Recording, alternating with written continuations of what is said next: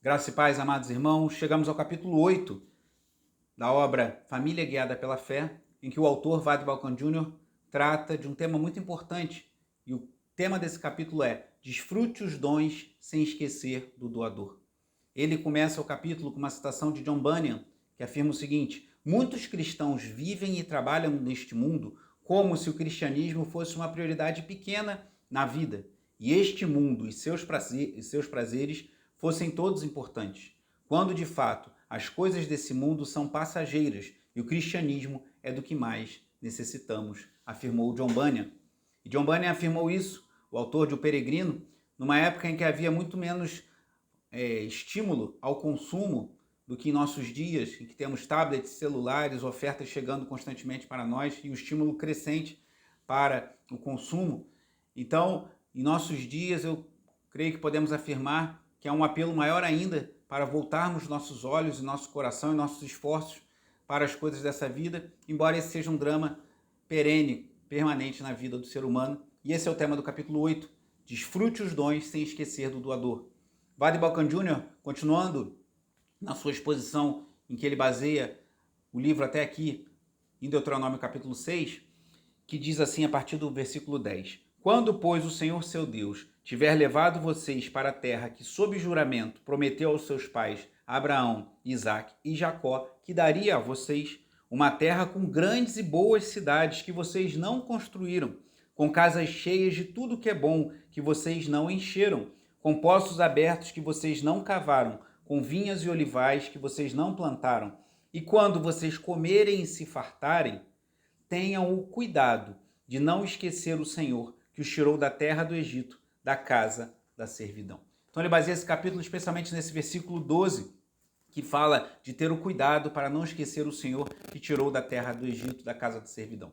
O próprio autor do livro menciona que momentos que passou dificuldade no início da sua vida conjugal, dificuldades financeiras, e ele se dedicava mais à oração pela provisão, e naquele momento ele estava com a sua vida mais estabilizada, e a gente acaba se acostumando e às vezes sendo menos intenso em orar por provisão, e é justamente nesse cuidado que Deus alerta o povo às portas da terra prometida, conforme o texto de Deuteronômio, para que ao viver um momento de prosperidade e abundância não se esquecesse do Senhor. O autor do livro menciona alguns textos marcantes que encontramos na Bíblia, tanto no Antigo quanto no Novo Testamento.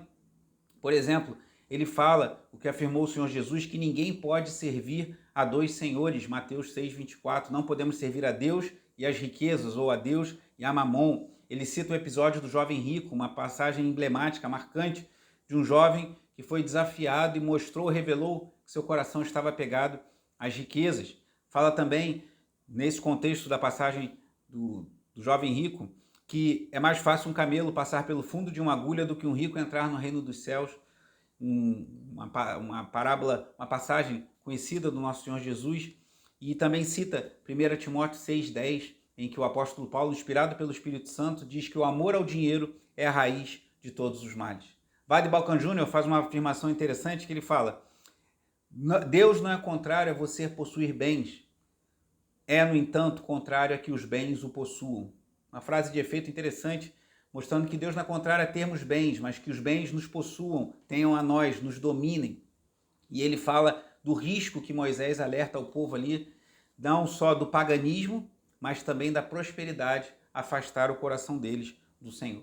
O autor menciona que assistiu uma entrevista de alguns técnicos da NFL, que é a Liga de Futebol Americano, e que ele, assistindo uma entrevista desses técnicos de futebol, e eles falavam das dificuldades que tinham em administrar a carreira de técnicos, uma carreira que exige muita dedicação, muito trabalho, também dá muito prestígio, muita prosperidade econômica, muita visibilidade, e a dificuldade que esses técnicos tinham em administrar a vida pessoal, o cuidado com a família, com a carreira de técnico de futebol americano.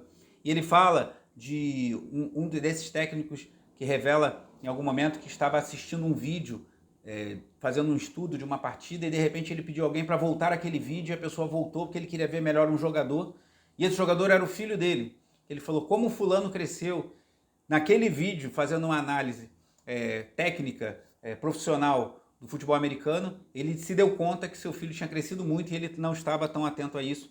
E aí chama a atenção de como, às vezes, na carreira profissional, não só para um técnico de futebol, seja futebol americano ou no nosso contexto brasileiro, um técnico de futebol, ou outras carreiras profissionais que exigem muito da dedicação, especialmente do homem, mas hoje em dia também é muito comum das mulheres, te afastar do convívio familiar e fazer com que você perca momentos valiosos em família, no cuidado com seu cônjuge e no cuidado com seus filhos.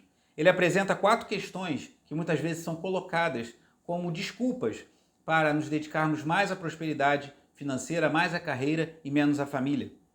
Uma delas, a primeira das 4, é a seguinte: outras famílias sofrem mais do que a nossa, afirmam alguns. Alguns mencionam, por exemplo, famílias que precisam viajar muito.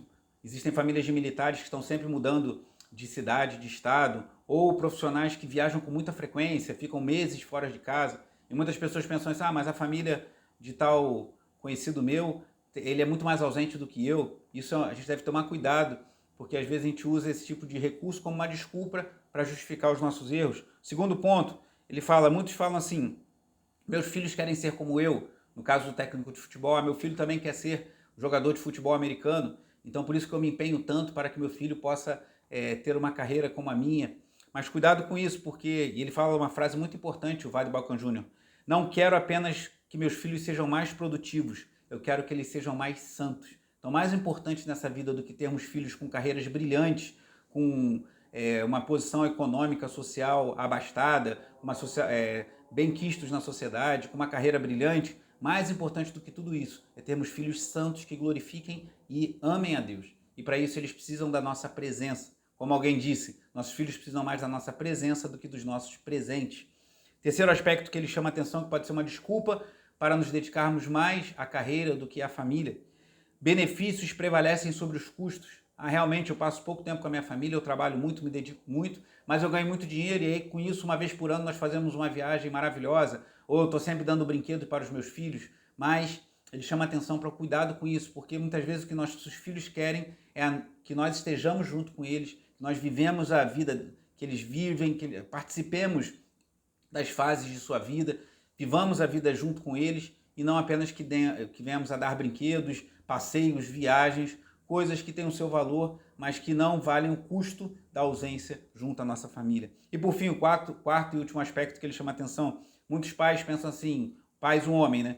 A minha esposa dá um jeito, a minha esposa cuida das crianças. E certamente a mulher deve cuidar da criança, isso é importante, mas o homem não pode delegar o amor, o cuidado, a presença junto com os filhos somente à esposa. E ele continua falando, ainda nesse importante capítulo, sobre alguns pontos fundamentais que ele chama a nossa atenção e faz alguns alertas muito relevantes para nós. Primeiro, o cuidado para que a busca por prosperidade não se torne idolatria.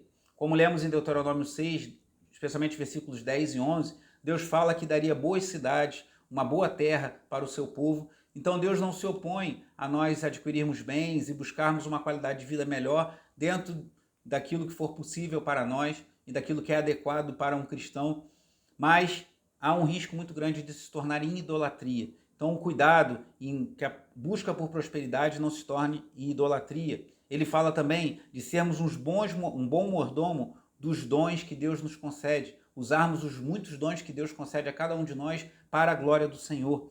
Fala também de uma prosperidade da forma que Deus aprova. Ele usa um termo interessante que é prosperidade piedosa, na página 225. A gente recebendo coisas boas de Deus, tendo uma vida mais próspera, talvez do que tiveram nossos pais, ou que mesmo nós tivemos no passado, a gente usar isso para a glória de Deus, pois nem toda prosperidade é piedosa. E ao falar de prosperidade, não estou falando de teologia da prosperidade, que afirma que um verdadeiro cristão, alguém que realmente agrada a Deus, precisa ter riquezas e bens nessa vida. Tem pessoas que têm uma vida mais simples e são profundamente piedosas, como tem pessoas que são mais abastadas e também são piedosas. Mas independente da sua circunstância, usarmos a prosperidade que Deus nos conceda, seja num grau maior ou menor, para a glória de Deus e de forma piedosa.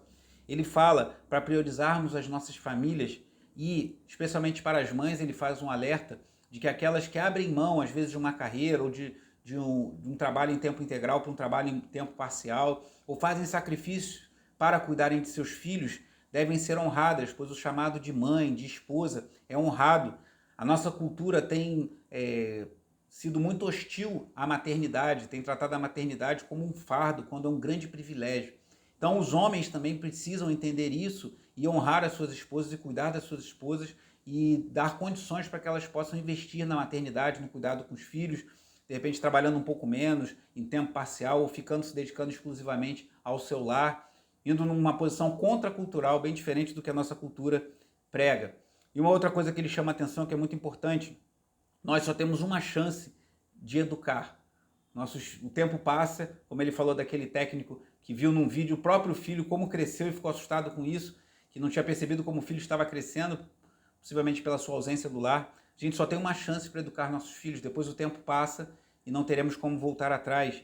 Ele sugere que a gente dê uma olhada na agenda, avalie as nossas prioridades, participarmos de refeições em família é algo muito importante, voltar ao hábito de jantar à mesa, sem os celulares, sem televisão ligada, sem tablet, mas a família à mesa, orando junto, agradecendo pela refeição. Ali surgem assuntos, de repente dramas, dilemas que seu filho, especialmente na adolescência, pode estar vivendo, ou crianças mais novas, você instruir ali na palavra e ter essa convivência. Isso é tão precioso. Planejar tempos juntos, uma viagem em família, tempo também com o cônjuge, marido com a mulher, terem algum tempo para juntos também, coisas que ele já falou em outros capítulos. Então todas essas questões precisam estar na nossa agenda, é um desafio para todos nós. O próprio autor fala dos desafios que ele enfrenta para administrar isso. Eu, nas minhas demandas familiares, pastorais, também lido com esse desafio e frequentemente tenho que reavaliar os meus compromissos para não sermos tragados pelas responsabilidades e deixarmos de ter tempo com a nossa família. E por fim ele fala, a vida investida nunca é desperdiçada. Você não pode ter tudo, mas você também não precisa ter tudo. Avalie o que você pode ter e o que você de fato precisa. E não abra mão de investir tempo com a sua família, pois isso não é um desperdício. E por fim ele fala da lição de um antigo técnico que ele admirava muito, técnico de futebol de uma escola ou universidade que ele participou, o autor, e que esse técnico era exemplar, sempre chegava muito cedo, saía tarde, dedicado, levava 1 hora se deslocando para o trabalho e voltando.